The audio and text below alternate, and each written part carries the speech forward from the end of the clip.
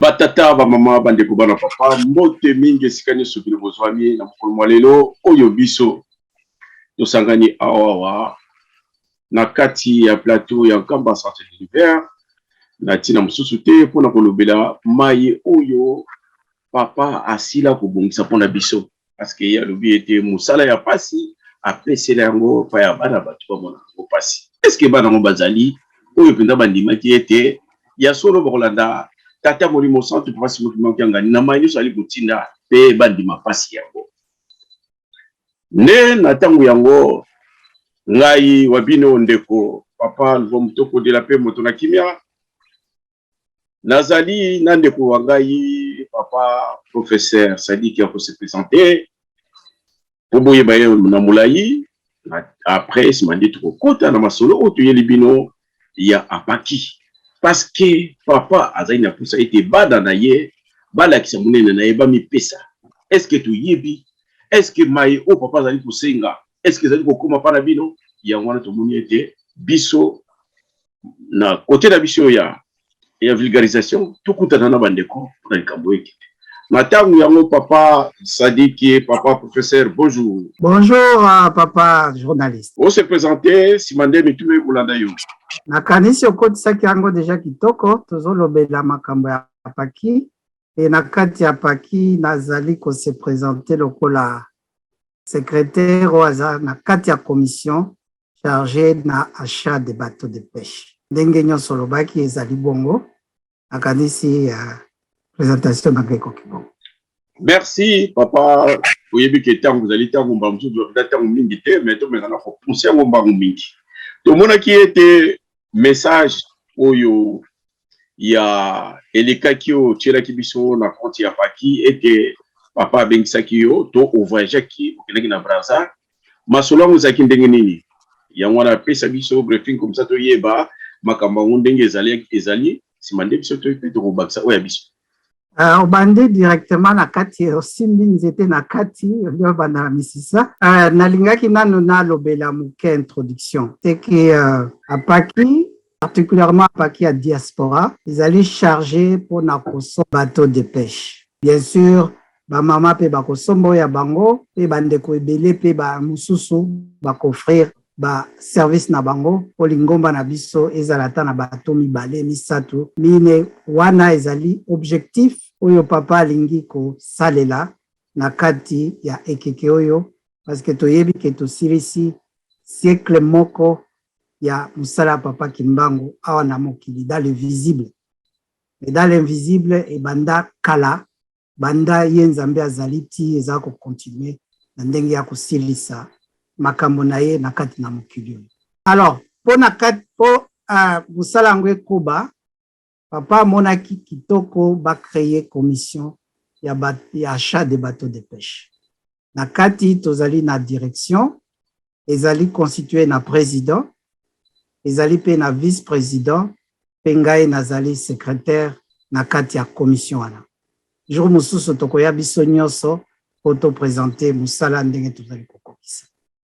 Alors na kati ya musala tomonaki ke ezalaki très important tokoka pe kosala ba compte rendu c'est-à-dire tout ça là un peu résumé ya ba activité ndenge tozali kosala otuninga makambo ya Brazzaville parce que wana na en fait na Brazzaville na kendaki en fait na mission mibale mission liboso wana ezali privé wana na kolobela ngo awate oui tali kaka ngai na papa mission mibale nde na utilizaki oyo mission liboso pona koka kolobela pe makambo ya paki. Effectivement tokutanaki na papa pe na présentaki ye évolution activité ya paki ndenge tozali kokeni nango na tina ya maswa ayebisaki clairement ke bapapa bazali kilo pe esengeli en tout cas to bouger apesa makasi pe bozwi na bapapa nyonso tu.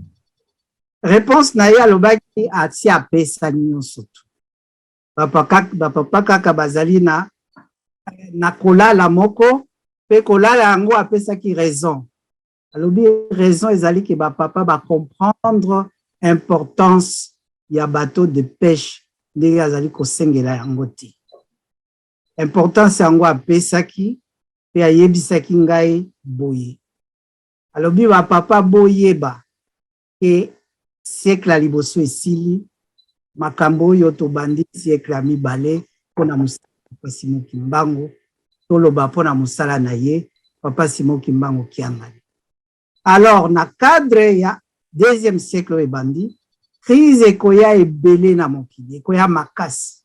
Oh, prof, na kati nanu parce que makambo ngo na lingaki opesa introduction mais oleki na introduction ki côté mosusu. Donc tu zo le biso makambo cycle ngana zo kasa yo moko zo ko inventer ngo nzoka nde papa ndi muta semboleli yango ke non. Donc biso tali ko lala to continue cycle mosusu. Donc place problématique ya munene nde ezali wana mais poto so ngana ndenge yo le baki to ko ya muke ti okoma parce que ngato yebake origine ya masolo oyo ezalaki biso to yoki na WhatsApp yoki na Brazzaville papa a faire intervenir bandeko ngai en tant que bobiso en tant que papa tisa tulubi ke mais non si nous de notre côté on fait rien quelque part papa on le baké biso pe tozo ko lala ndenge lo belia on te comprendre ce qui a monté ya wana ne to mona ki to photo pota masolo ngo ko ikende liboso. Alors na ebi ke ba directive ezali mais mekana kolobela biso yango boza eloko organisation boza structuré ndenge nini obandaki yango mais opesi ba compoter pesi na biso ngo momuke to yeba soki za boza structuré ndenge nini.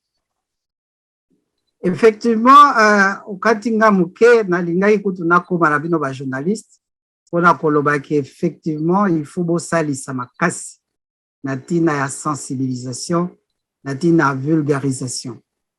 Sensibilisation tobandi komona yango kana sens moko mais ezali plus na sens encore plus profond parce que pour mutu a bouger malamu il faut yeba tina nini azali ko bouger tina nini azali ko salela et c'est ça que papa alingaki a faire comprendre nga et ba papa il faut ba comprendre likambo wana et ata wa bozali na poto wa borokene na poto o bozalaka na poto boye bakere moko ekokoma bozali na mbongo bozali kozanga eloko ya kosomba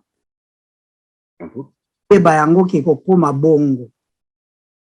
Alors pona yango ye atake oyo azali kobongisa ekeke oyo ya mine pona tina ya mokili ezwa équilibre nango pe moto mwindo azo esika na ye eh bien yango azali déjà ko préparer terrain.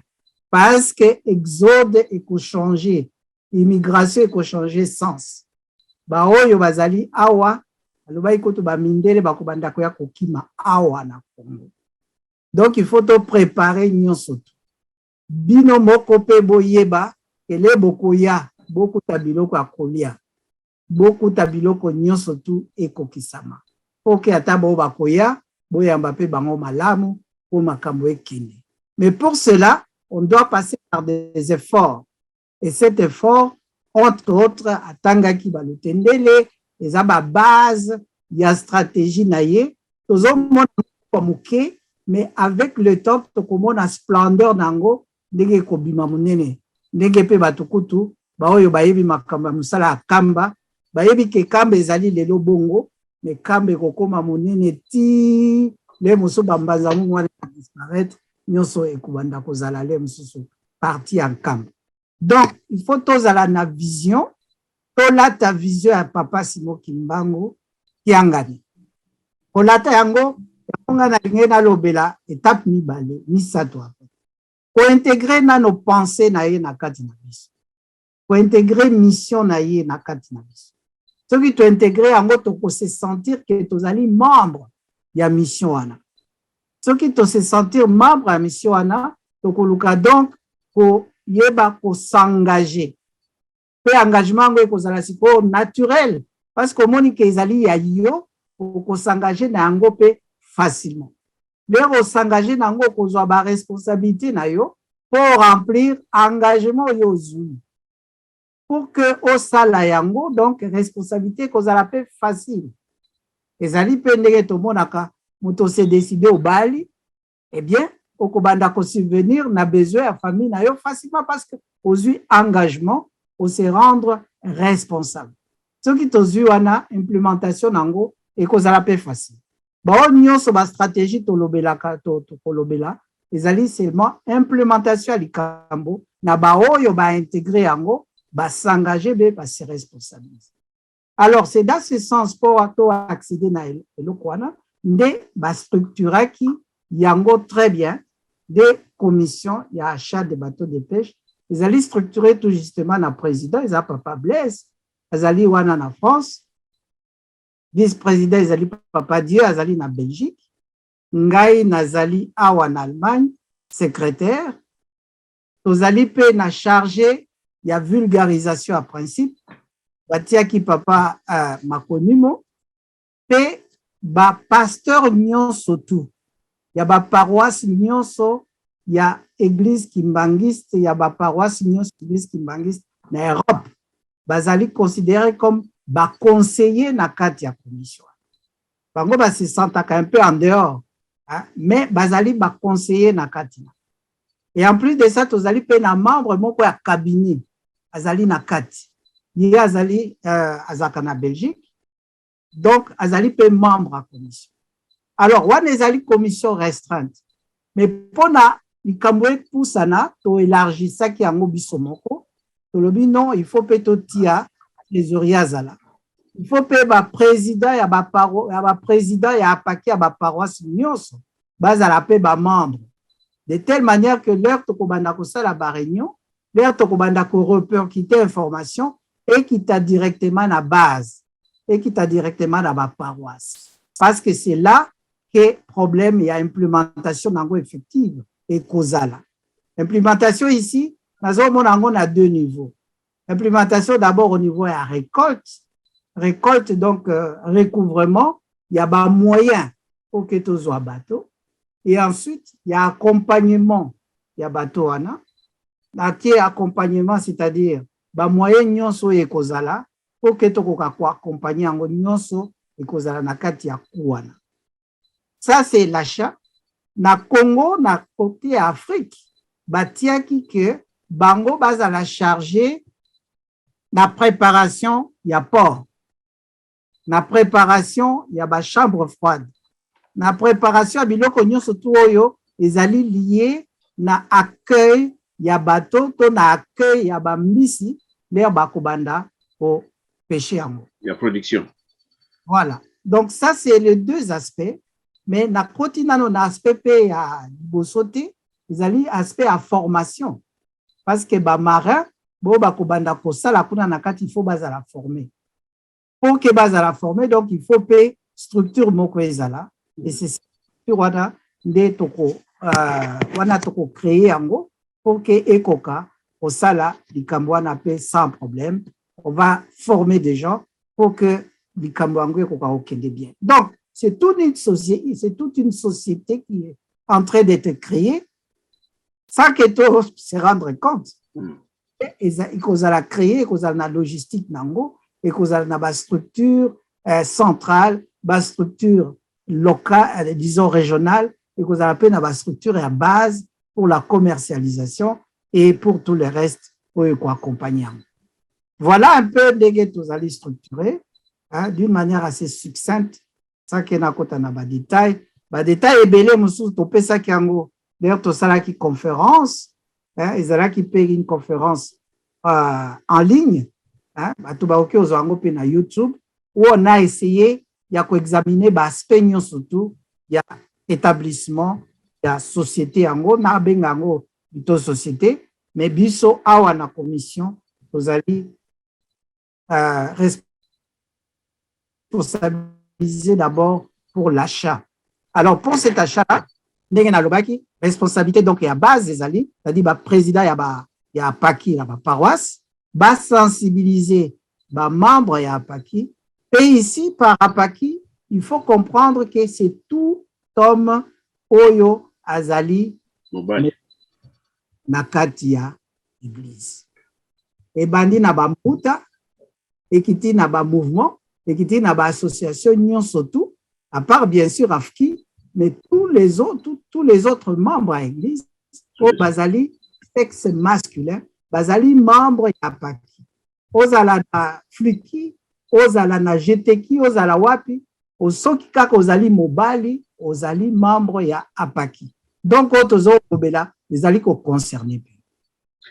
Ok, papa, na tolentoni kolanda ndenge pesi structuration puis ndenge. Mais problème na ngai avant tokobana problématique ou ça la ke apaki et ezala penza ezwa vitesse ya musala tokotuna nanu et qu'est-ce qui a été fait beaucoup na niveau nini na ba sensibilisation au Bosali, est-ce qu'il y a un fonds qui a été récolté, qui a été utilisé par rapport à Namusala Mokoboye, ou bien tout ça à niveau zéro, parce que si j'ai compris, donc les Cambodgiens awawa, donc responsabilité financière et zap dans un paquet diaspora. Alors, et le Koni de Salami, qu'est-ce qui reste à faire? Merci Mingi pour la Motunawana, c'est une question vraiment centrale. Eh bien, depuis création de la commission, ça fait déjà une année. Première réunion à Bisso, c'était au mois d'août 2021. C'était la ère Corona. Tout ça là qui en a montré, à paroisse à Montreuil. Et à partir de là, c'est là qu'on a démarré le travail. Bien sûr, le travail là qui est un peu et souffrir un peu dans Makamba Corona, mais ça ne nous a pas empêché d'avancer. Et pour cela, Toponaki voit moko ya voie virtuelle pour la Kisango parce qu'il y avait trop de restrictions pour nos voyages, pour nos réunions, etc. Alors, on a voie virtuelle, on a des tozala qui comme ça la paix réunion et ça s'est répercuté toujours dans ma paroisse. Comment ça s'est fait? Eh bien, chaque paroisse, au Senga qui basa la liste statistique, ya ba papa. Oui, à partir de la statistique, wana to ça qui est un peu total. Tozoa qui ba paroisse n'y sauté, mais tozoa qui quand même une certaine évaluation qui nous a permis d'arriver à un chiffre à peu près de 1000 papas, la diaspora. Quand on parle de 1000 papas, c'est 6000 papas actifs. Oyo baroki contribuer, on n'a pas tenu à Bana, on n'a pas tenu compte à Banamiki. Bien, à partir donc il y a 1000 wana, deuxième option na biso ezalaki koyeba bateau ango ça peut coûter combien. Eh bien, on a fait des recherches, on a contacté des sociétés qui vendent des bateaux et surtout la société va vendre des bateaux à Sika. Ils nous ont donné des valeurs, hein, après ça qui peut offre d'ailleurs. Vous avez une offre, je crois, il y en a maintenant 3 offres. Eh bien, ils ont battu à 23 mètres. Il y a 36 mètres ou 32, je crois. Là, ils allaient à 43 mètres. Vous avez qui il y a 23 mètres. Il y a 23 mètres, ça coûtait à peu près dans le 850 matière bongo. 850, c'est-à-dire, vous avez les prix d'achat. Vous avez aussi le frais connexe. Le frais connexe, c'est-à-dire, bon, on va peut-être venir vous livrer, mais vous allez ajouter d'autres éléments. Beaucoup ajouter filet, beaucoup ajouter moteur mususu, hein, complémentaire, oui. Parce que va livrer peut-être moteur moko, mais pour que ma souhait tambola bien, et ça la paix moussala bien, il faut 2 moteurs. Voilà. Participer. Il faut pécoter à montant moko de départ pour que l'air ma souhait ko sala moussala. Le fonctionnement. Et l'air izongi carburé zangi. Donc il faut déjà la montagne soin. Il faut aussi être en contact avec le gouvernement pour que accord na bango les autorisations pour l'exploitation. Voilà, il y a exploitation d'abord au niveau apport et ensuite au niveau ya mai peut-être tokozalape na contact na batia Angola ya Congo Brazzaville. Eh bien il faut biloko nyonso wana to tiango na kati. Eh bien donc tous ces éléments là yango epesaki à peu près montant. Mais en plus il faut kotia montant oyo wana ezali na au niveau local. Oyo par exemple l'air tout il faut déléguer à gouvernement na ba délégué na biso ba kende kotala bato yango pe ba examiner yango pe ba inspection d'abord et de part na bato yo basalaka déjà ba avion ba yebi ndenge ba pesa. Donc c'est à ces quatre-là. Bon, la voiture c'est un niveau c'est élémentaire. Alors ensemble wana ce qui te tenir compte na nyonso wana pe to tiaki na kati qui a un paquet dedans qui va permettre que ba ko former des premiers marins, hein, oyo ba ko sala nango. Donc c'est cet ensemble qui nous a fait un chiffre rond, on arrondit à 1 million. Alors avec ces 1 million là, on avait maintenant on avait fait les calculs. On dit si on divise par 1000 papas, on a un montant et on divise ces montants là par 10 mois. On se disait on voulait avoir ça dans 10 mois. C'est ça qui nous a tombé dans chiffre à 100 € par mois par papa. Eh bien, ça c'est au mois d'août 2021. C'est-à-dire donc, avec toute cette sensibilisation qu'on a faite, du point de vue local, tout ça, ça a bien fonctionné. Ça n'a pas bien fonctionné aussi parce que parfois sur le terrain, corona ou comme on a papa Moussoubaye, donc ça créait un peu l'information et c'est ça qui a fait qu'il y avait un petit retard dans le recouvrement. Mais on a fait comprendre à tout le monde que si nous voulons acheter ça dans 10 mois, c'est ça les montants que nous devons. Ça va être objectif, on doit se sacrifier. Voilà. On a parlé d'engagement tout à l'heure. Ouais. Responsabilité. Personne n'est pas obligé. Il y a qu'on paie ça du coup. On paie ça par semaine, on paie si 10, on paie si 20, on paie si 30. Hein? Le problème, c'était seulement par mois au Kokisanayo 100. Toi, au Kokisi paie 100, au Kokisi 80, mois prochain, on paie si 120, etc. Mais pour équilibrer. Donc, en fait, si nous faisons les calculs jusqu'à aujourd'hui, c'est chaque papa qui devait donner au moins 1000 €. On a même dit, comme ça n'y a pas de problème, tout élargir à 12 mois pour que les gens puissent respirer et donner ce qui est important. Eh bien, donc, c'était ça la cotisation mensuelle par papa. Et on a essayé d'élargir ça au niveau de la famille parce qu'on s'était dit que le papa, c'est le responsable de la famille. Pour que Peli Kambunaye que des malamu, il faut famille nyonso et accompagner. Hein, maman a accompagné, Banapé va accompagner. Alors, on a parlé de la cotisation mensuelle familiale. Alors, c'est à partir de là que Tolobé la Kiangobo. Mais à côté de ça, combien ou bien montant est parce que les premières cotisations ont été versées et ensuite à côté de ça, parallèlement à ça, on faisait aussi Tinsani, hein, Tinsani moko spécial, on faisait ça aussi en ligne. Eh bien, les montants existent et ils n'allaient pas à trésorier. À ça, je ne voudrais pas donner les montants ici. Hein? Autant trésorier, il m'a appelé ça. Alors, mais toutefois, ils allaient tout juste, ils allaient non suffisantes. Ils allaient non suffisantes. Il nous faut au moins la moitié. Ou peut-être si je peux encore être bien parce qu'il n'y a pas de contact, nous allons avoir vendeur.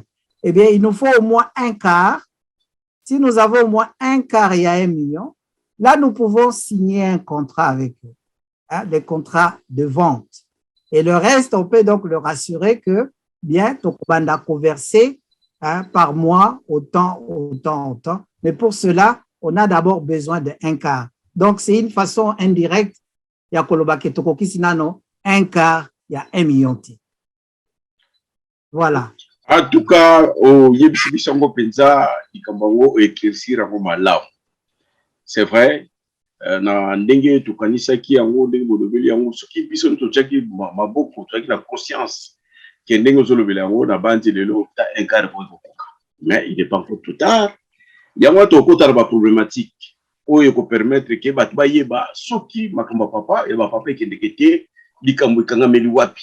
parce que biso tomonaka ete na baparoise bamama bango kaka bazwaka makambo soki likambo bamama tata paster akolekisa bango mbango aleki mpenza donki o lelo bamama bakoloba ta 20 fois par semaine ake aleki susu mais pour mona mpenza likambo ya batata eleka liboso ezalaka pasi likambo yango bino bomonaki yango boni qu'est-ce qu'il faut faire entre temps bino na kati ya biso na kati ya commission na biso bapase baza automatiquement conseiller donc likambo yango soki lelo onga na moni et soki ezwi retard ezodépendre na baresponsable ya paroisse na yebi te soki nakosi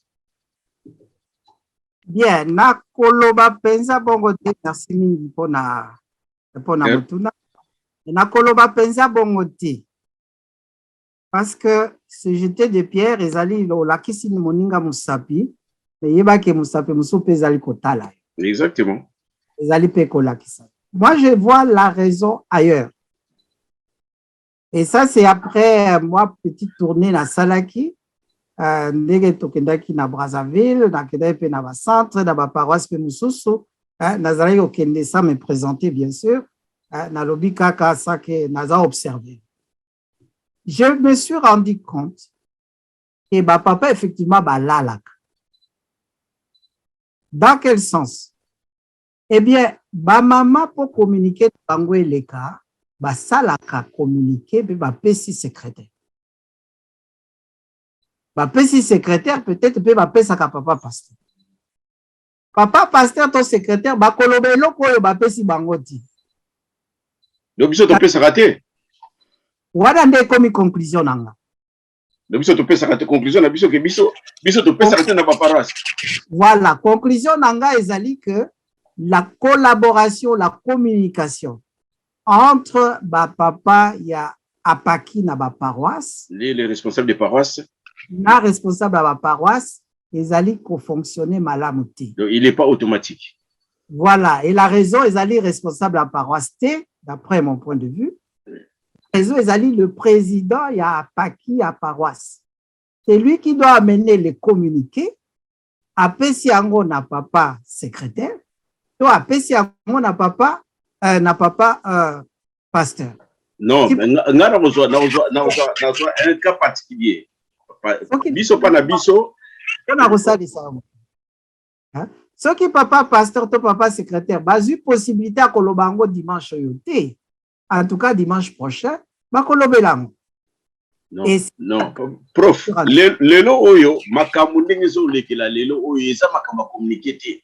On doit donner un espace au papa, au responsable du papa ou à une délégation, il y a papa, bande caliboso pour sensibiliser. Parce que la campagne de sensibilisation, ça se passe au sein de l'église. Donc, il faut qu'on loue un moyen, il y a un pasteur que non. Tout le monde a dit, maman, ça marchait parce que à chaque fois, ils avaient cette facilité-là de passer devant et parler devant le public. Nous aussi, ça tombe bien. Parce que les lots sont bandits, mais je pense que prochainement, na réunion tout ça là na président, mais oh il y a mis ça tout bien ça va passer surtout comme ça on va passer sa point de vue parce qu'aujourd'hui on est en retard. Faut que la sensibilisation doit être de tout. Donc et bandi pasteur bazou responsabilité. Biso na pas qui va responsable aussi pas responsabilité pour les kamboyango to aranga rango c'est na moni et tout ça na parce qu'aujourd'hui il y a une réalité. Dans le kimbangisme, la sensibilisation se passe dans la paroisse. Dans la paroisse, tous allés. Donc aujourd'hui, na yebite, tout bandi, tout solo linayo, na yebike, na zoko contredire makamususu. Mais ça, ce n'est que mon observation en tant que paroissien de Saint-Ouen. D'accord. Donc, on les allés point de vue nayo, mais je me suis rendu compte, hein? Dans le cas qui est le cas qui banda qui m'a tourné et le cas qui na Saint-Ouen. Rani si je vois malheureusement vous allez rater. Les inquiétés il y a un mais tous les là qui n'ont benga papa prof parce que makambo belé bazulu tout le monde a une clarité donc allo bela biso peut dire le cas qui na Saint-Ouen peut ba pesa qui biso espace monene. On nous a même donné plus de 30 minutes. On a colo. C'est pas suffisant. Oui, ça soit perpétuel ou encore récurrent. Oui, ça, bien sûr, ils sont les cas chaque jour. Ils sont attaqués commission. C'est pourquoi dans l'OBA, la responsabilité pour Nanga, je trouve que Ezali est président paroissial ya Apaki. Parce que pour appeler ça yo espace, il faut qu'on s'engage. Il faut le demander. Et non qu'on yo s'engite, bon, prof, merci. Côté pour nous, le problème est ça. Mais passons à une autre chose. Comment réussir la sensibilisation? Parce que nous, on peut ce exemple. Bah, maman, ils fonctionnent comme ça. Parce que pour tout le monde, par exemple, Oyo, il y a Malamu. Un bon exemple doit être suivi. Bah, maman va fonctionner comme ça. Bah, on va moussouba na tintsani ou basalaka inter-européen. Donc, la compétition. Est-ce que nous, vous avez préconisé déjà quelque chose comme ça, pour permettre que non, mon colo, non, batata, vous tout sensibiliser, tout non, le problème est qu'on a pris le travail et la corona. Alors, à partir de Wadande, pour Nakosa, la Batinsa, Bongo, c'est un peu difficile. Pour que les gens se déplacent, mais on a organisé un certain nombre. Il y a Batintsani online où toutes les paroisses participaient. Mais en tout cas, les résultats étaient favorables. En tout cas, c'est ce que je vais dire, où les paroisses, c'est pourquoi je voulais ajouter, où les paroisses actives participaient. Eh bien, les autres, en dépit à mobilisation, il y a Kobenga Bango, Kosalaboye. Il faut les remorquer. Moussou Bazarika participer. Petit à petit, le nombre a commencé à augmenter. Si je peux vous dire, la diaspora, je crois, on a pu totaliser à peu près 34 paroisses. Mais, Baoyo Bazaraï ko participé, Bazaraï ko dépassé 14 T. C'est-à-dire plus de 20 Bazaraï ko participé. Na batinsa nywana. Pas bayaka na ba réunion, bien sûr, hein, mais ils allaient quitter. Donc, la sensibilisation, ça, voilà, localement, ça ne fonctionne pas. Ça, je l'ai dit partout et je l'ai dit aussi. Localement, ça ne fonctionne pas. C'est pourquoi vous allez pena besoin de ratelki et salisa. Ndenge yo sali off. Ndenge pe bande ko ya Belgique basi basala. Ndenge bandaka na papa makomimo, hein, au début, eh bien, c'était très bien. Parce que non, ratelki biso za problème parce que moi, lelo na sala émission na yo, na bandi ya semaine prochaine ou le créneau, to zala na to beng ça va tout sous pe to zala na studio. De telle sorte que tant que sur le bino batata tous en studio pour batoyer bakeno ratel kipé a PC et il a offert studio pour la vulgarisation ya makabo. Donc il n'y a pas de souci, on va voir comment retravailler ces positions là comme ça makabo après accordon na biso de telle sorte que makabo qui les biso. Voilà, moi je parle en deux temps. Ouais. D'abord le passé, comment ça s'est passé. Oui. Futur. Ouais. Donc le passé, donc je vais faire ressortir là où ça n'a pas bien marché.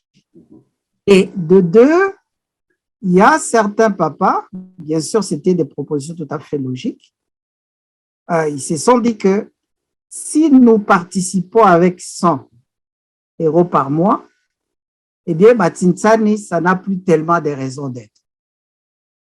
C'est-à-dire, ils se disent, et on a compris aussi, on a dit non, ce n'est pas un problème, mais ça peut aider certaines personnes à cause à la éveiller et participer. Et ensuite, et ça c'est à vase clos, hein, une réalisation à Batintsani, tout ça, c'est à vase clos, mais là on s'était dit que papa a participé à Batintsani, sa contribution, on va la compter aussi comme contribution et qu'on a la partie, la contribution mensuelle. Mais oui. Voilà, c'est comme ça. Mais ce que nous faisions aussi en ligne et ce que nous voulons faire aussi c'est ouvrir aussi à des gens qui ne sont pas aussi Mbangis, qui sont sympathisants. Hein, c'était ça la raison même de l'organisation à conférence Touana, au Salaki en ligne, c'était pour que les autres aussi, qui n'ont pas la possibilité, il y a na paroisse, na ba culte, parce que bazali soit na ba mangoma mususu, mais ba mema kalikambo papa kimba. Bon, papa prof, de comme la souka émission na biso, na bandi au PSPSO likambo ya malamu, qu'est-ce qu'il faut dire au papa aujourd'hui pour qu'on puisse vraiment saisir chance oyo lelo oyo. En tout cas, il n'est pas encore trop tard. Chacun a la possibilité jusqu'en décembre, jusqu'en novembre. Il y a qu'au verser contribution naïe parce qu'on attendait 1200 ou bien 1000. Ça dépend de ce que, de quel mois tu as.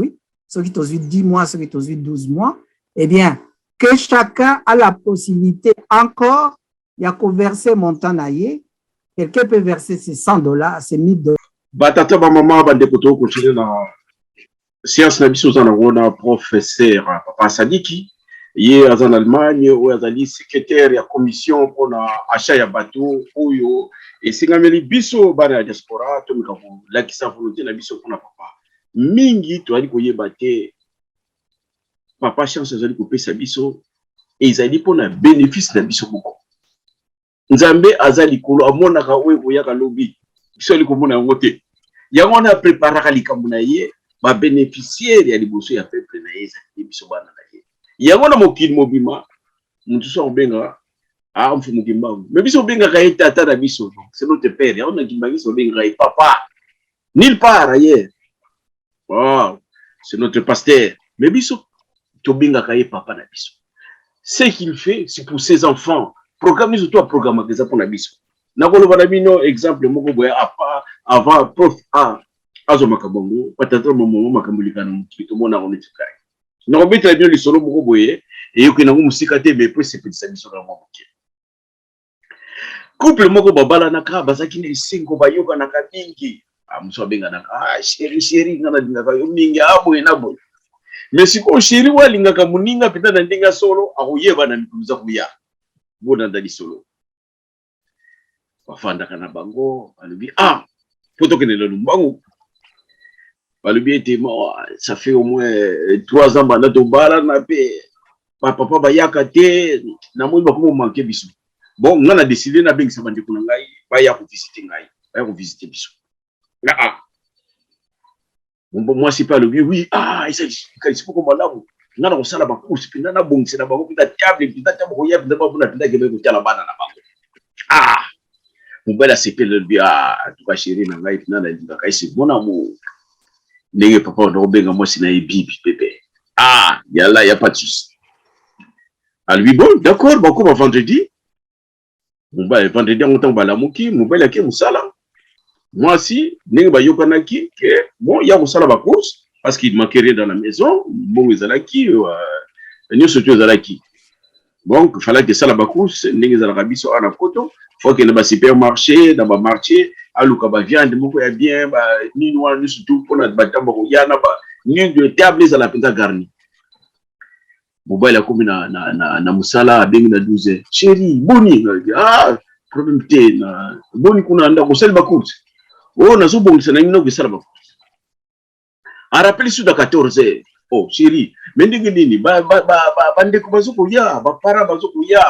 Banoko bazoko ya yo ndo bongisi ndenge na okende kala mingi te abengi sur 16h alubi chéri nga na luka musala nga assista à 16h30 donc kala mingi te na koya tala ka batata bazoko ya banoko bazoko ya ba para bazoko ya donc na bandi côté na yo bongisi makomne surtout on va se répondre non tata tu lui a soki toutefois baza bande ko na yo so bayi kukuta pilipili na mungwa tutili bakona likabu bakulia kaka eza ngo suscité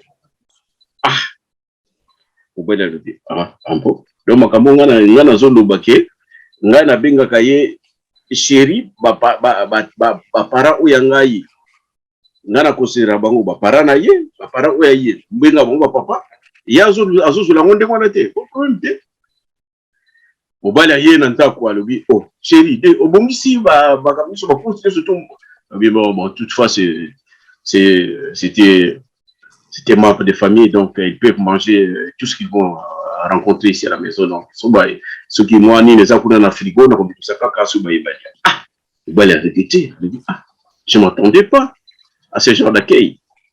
Ah lui bon d'accord, pour nous allons tenir la bimi na gai. Abimi. Siko ko bima abimi, moi si atala invité oyo papa abengisaki tata ya mwasi, mama ya mwasi, baleki na ye na bana. Donc bayaki au total na bandi faut pas là une vingtaine de personnes. Atala buya lobi ah batu oyo ngana boy kulambela ngana kaisa ki bande ko tata na ngai bande ko ya mbali na ngai nzoko ndi ya ngamoko.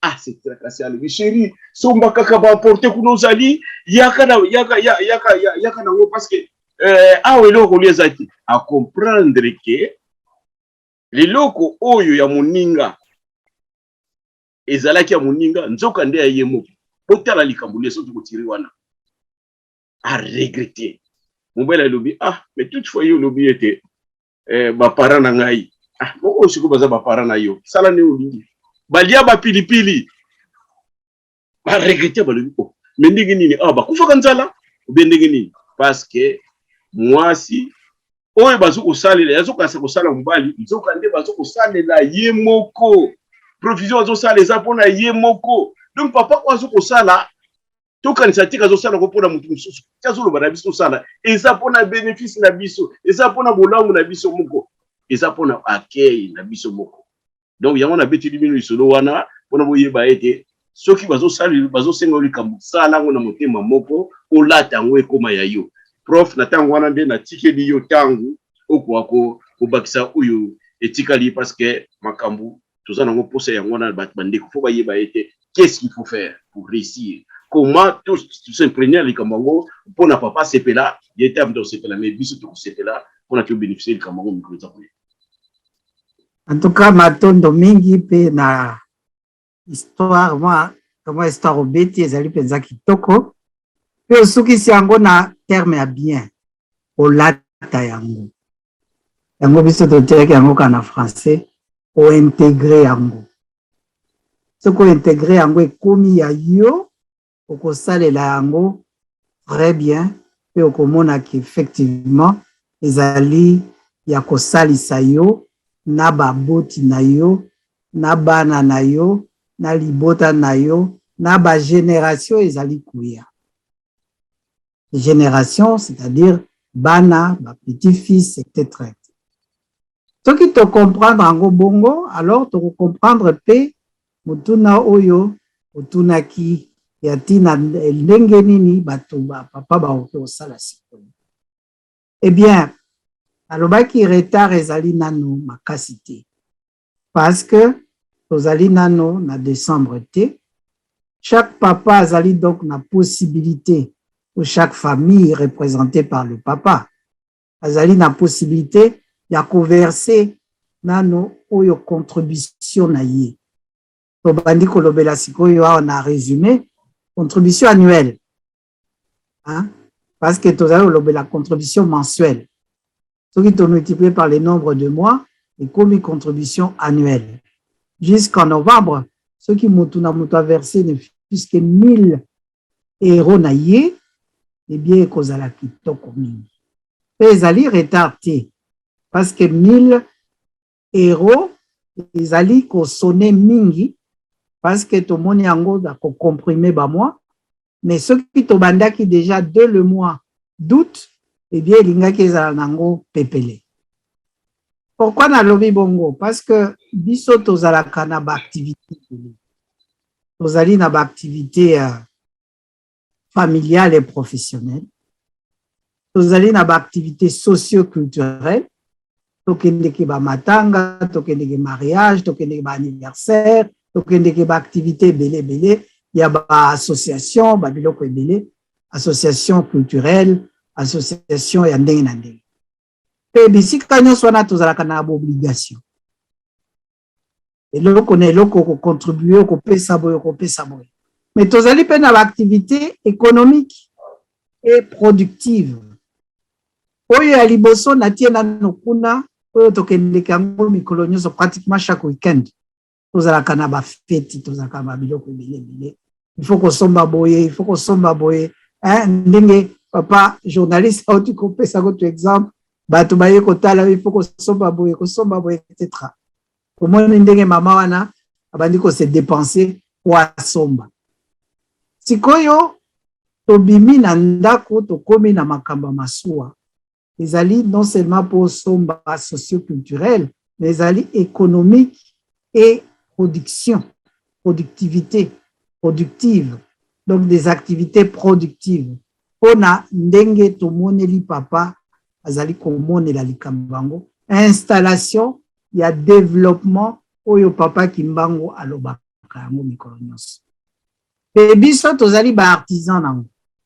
Tozali na kati ba artisan pe ba bénéficiaire en même temps. Alors, tu comprendre que tokoki kosala moi balance. Na balance yango soki toke na chimie, balobaka rien ne se crée, rien ne se perd. Donc, oyebaka ko ba dépense na biso. Soki toyebi ko répartir ba dépense na biso, tokomona ke nyonso ezali faisable, ezali facile. Soki tobakisi élément mosusu, ezali ba activité, il y a rationalisation et la production de la mission. Ba activité, il y a innovation à ba activité na biso. Ba activité, il y a développement et activité na biso. Ici, je parle maintenant des activités en tant que ba membre, il y a église kimbangiste. Parce que toyebi ke nyonso biso moko nde to salaka, et c'est normal que ça la bongo. Parce que tozali ba oyo toye kolakisa nzela la civilisation ya sika na mokili, la civilisation ya sika na kati ya race noire. Donc il faut se prendre en charge dans ce sens-là. Là où je parlais de se responsabiliser. Donc il faut se responsabiliser, to komona kezala un gros problème à casser. Donc d'ici en novembre, chaque papa a donc cette possibilité-là. C'est pourquoi tu créas qui coûte encore un petit groupe responsabiliser qui ba papa président ya ba paroisse va créer liste ba otobenga qui ba makesa ba oyo réellement va s'engager nommément potia contribution na bango d'ici le mois de novembre. Au minimum la moitié, au maximum nyonso tout. Eh bien ba liste ya ba makesa wana olobaki tokokende nango pe na nkamba epa papa po to présenter tala bana na yo oyo bamipesaki po likambo oyo esale ndenge tolobi ne fût-ce que le un quart soki tozwi yango tozali na contrat d'achat et tout celui qui fait des affaires un peu ayebi ke ezalaka bongo donc soki tozwi wana tosali contrat et à partir de là parce que tozali sûr et ba makesa ba sima na biso et ba papa nyonso ba intégrer likambo yango na kati na ya programme na bango na kati ya finance na bango na kati économie na bango eh bien ba ko s'engager et ba ko se responsabiliser pour chaque mois au ekoya ba ko ka converser contribution ndenge il faut ça. Bien sûr à paki ezali nano okyo benga ezali mouvement na moko jeune na mona ki papa journaliste abandé au comparé à mon afki. Oui.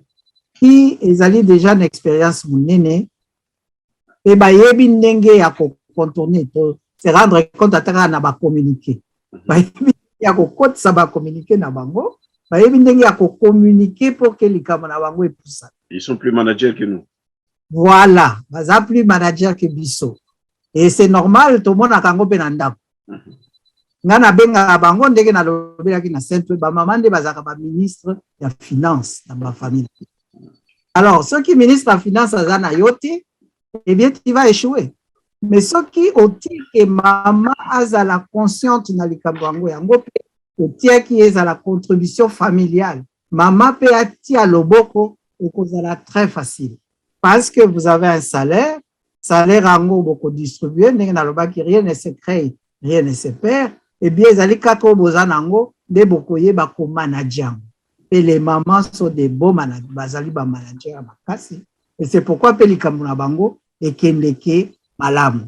Ce qui to landi exemple wana, pe totie bango pe na kati ya molongo nakanisi ekozala kitoko. Na Brazzaville tosololaki na mama présidente nayebisaki pe bongo na félicitaki ye na ndenge bazali koyeba komanage koleka biso bapa. Et bien sûr, ma fleur ango, ils allaient tout à fait normal. C'est une façon aussi de dire que biso nyonso tozali kosala ensemble, concurrence égalité.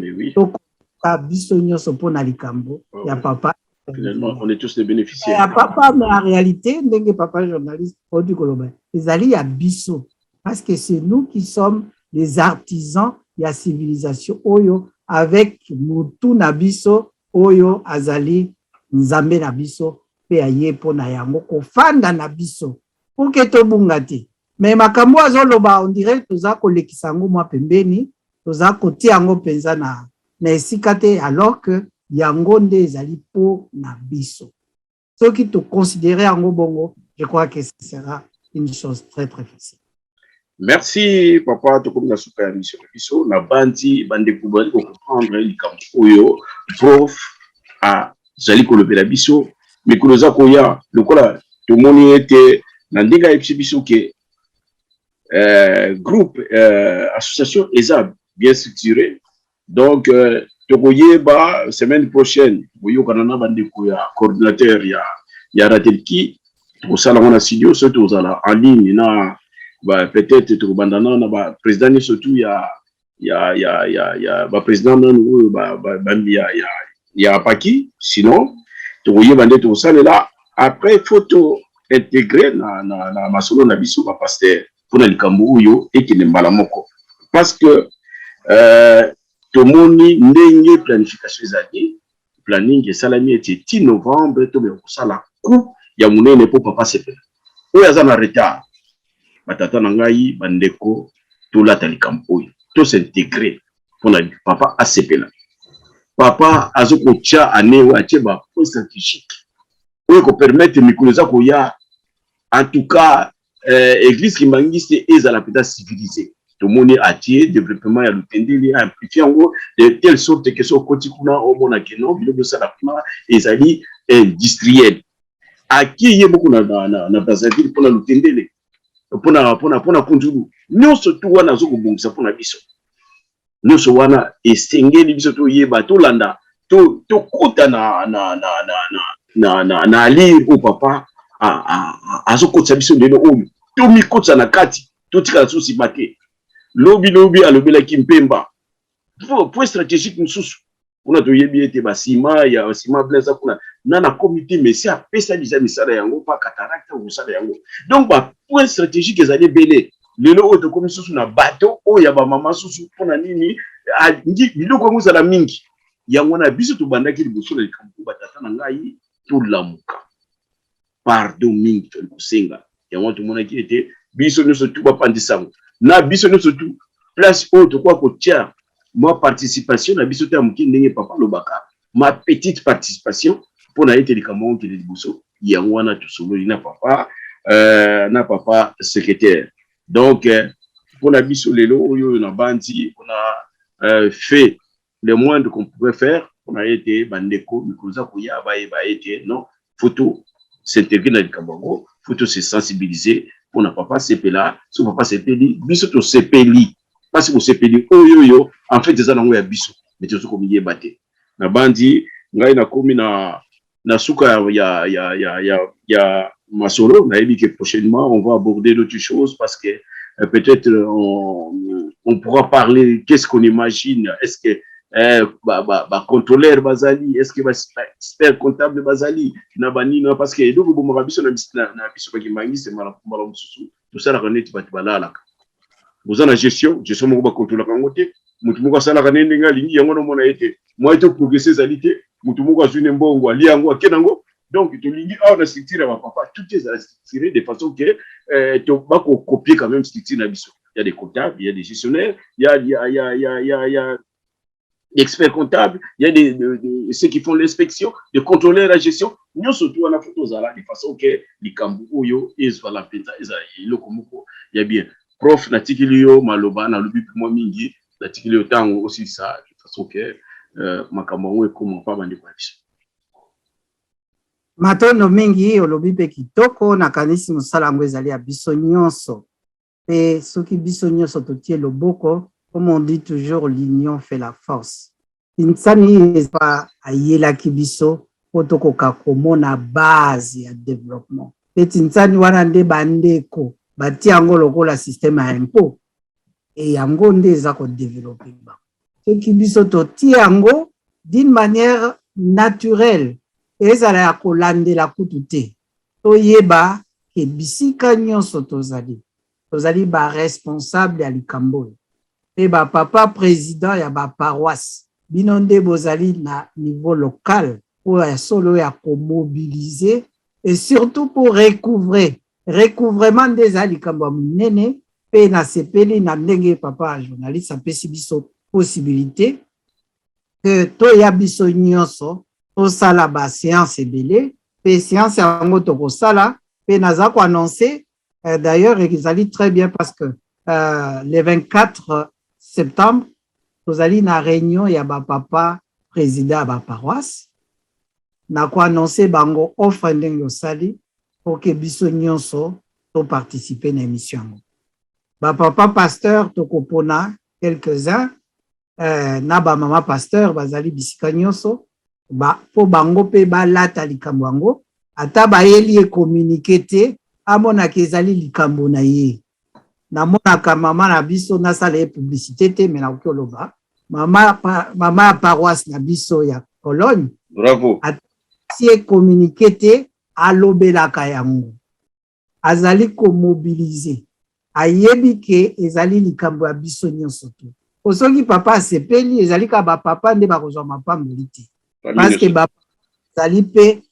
na bafamille na bango soki mpe bamama bakokisi ya bango libota mobimba mpe ekozwa mapamboli mpe non seulement libota tozali komona mpe bamabota lokola quelque chose d'isolé c'est toute la race c'est toute la mission pour laquelle papa Simon Kimbangu ayelaki nde ekozwa un pas de plus parce que ezali kofongola nzela ya développement intégral ya moto mwindo na kati na mokili ezali kopermettre kopesa ye rôle na ye rôle ya fait ya koguide civilisation ya sika mpe yango tozocomprendre mpenza nanu yango te tozali mpenza kososola likambo wana te mais en fait soki tozongi na histoire tokomona bato ya liboso oyo babanda likambo par exemple la développement Europe eh bien c'était individu lokola biso donc soki mpe tozwi yango na maboko tokomona ke développement ya monde na cycle ya sika ezali na maboko na biso mpe papa azali kopesa biso baopportunité wana po ke tokoka kosaffirme ekozala kitoko et c'est une idée peut-être soki bato yango eye tokoki kokoma bakombo ya bato nyonso na liste ya bato wana oui ya makambo malamu olie kotiaka bato oyo bakufaka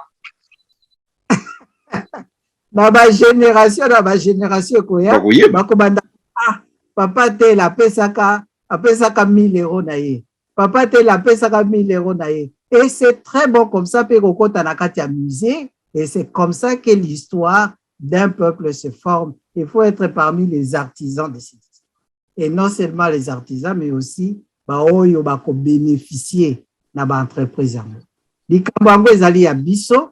En tout cas, nazali kosenga vraiment papa ajuster répartition ya dépenses na bango na activité ndenge tozalaka nango pour que ezwa mwa esika maswa oyo ezwa esika na kati ya toloba ya portefeuille familial pour que tokoka kozwa yango. Donc c'est un peu ça mon message ya suka na sepeli en tout cas ndenge tofongoli antenne oyo. Et ce qui tokoki kosala kango chaque vendredi. Oui, oui, c'est parti. C'est parti. Voilà. Tout ça, la programme va partenaire responsable de Bousso. Voilà. Même si on a démarré ça un peu plus tard avec. Il n'y a pas de souci. On peut récupérer tout ça selon seulement enthousiasme, il y a batunyo sope, il y a motivation. Totika papa Simon Kimbangu kiangani akamba biso pe apambola papa na papa mabota na biso apambola pe musala oyo tozali kokokisa apambola pe ratelki pe apambola émission oyo oke ezwa penza nzela na yango na mokolo na yango initiateur ya émission matondo mingi na kombe ya tata mwana pe tata mosa. Amen. Bon, merci chers téléspectateurs de l'émission Capacité Univers sur notre chaîne de Ratelki. Donc comme la souka ya mission na biso nde na tina yango. Merci mingi d'abord na papa professeur Nandinga Dimaki invitation pour na kolobela makambo oyo etali biso. Yangwana merci mingi papa pe libota no surtout tikati papa pambola bino. Au côté na Katia Ratelki, tu peux si remerciement na les cordons ya Ratelki papa Prof Malonga parce que Katia na ye na nzela na ye ke émission où yemo na Katia Ratelki peut aussi la programme de telle sorte que vulgarisation et les canachés na Ratelki pour na été et permettre comment bisika nyo surtout. Yangwana te remercier d'avance. On va te dire dans la programmation, il est toujours là-bas, tu peux s'y permettre. Papa Cédric Soki. Il va nous rejoindre dans cette émission. Maman Anaïs, malgré la situation, il n'y a pas si, mais tout spécial, Makasi Nzamba Pambolaye, papa Papi Makisi. Mbote Mingi, Naba Papa ne surtout dans les diasporas, comme dans le monde entier. Ndeko Obasunga Kabiso, na Bilili Petu Bosani Binote, ma papa j'étais. Ndeko ne surtout, il y a presque. Namoke Mobimba, presque Saint-Ouen, en tout cas, depuis le beauté, et ma cambino surtout, il y a ma paroisse, parce que à partir de l'inondé, ma solo oyo, n'est qu'aucun émission. Nous avons aussi émission Nabiso, n'est au Koutani, n'a Nicolas Sakoya. Merci, Niki.